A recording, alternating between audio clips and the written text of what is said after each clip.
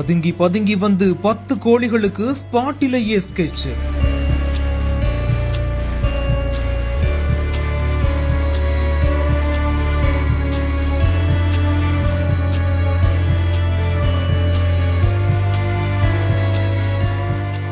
பட்டறையின் இரைச்சலை பயன்படுத்தி கோழிகளை குறிவைக்கும் இளைஞர்.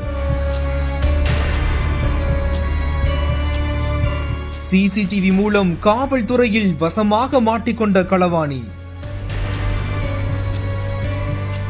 நாமக்கல் மாவட்டம் களியனூர் கிராமத்தைச் சேர்ந்த குப்புசாமி தன்னோட வீட்டுக்கு பக்கத்திலேயே விசைத்தறி பட்டறை ஒன்று நடத்திட்டு வராரு.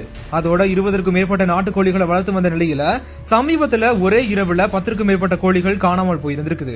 இதனை அடுத்து சிசிடிவி பதிவுகள் ஆய்வு செய்த போது 20 வயது மதிக்கத்தக்க இளைஞர் ஒருத்தவர் யாரும் கவனிக்காத நேரத்துல ஒன்றன் பின் ஒன்றா கோழிகளை திருடி சென்றது தெரிய வந்திருக்குது.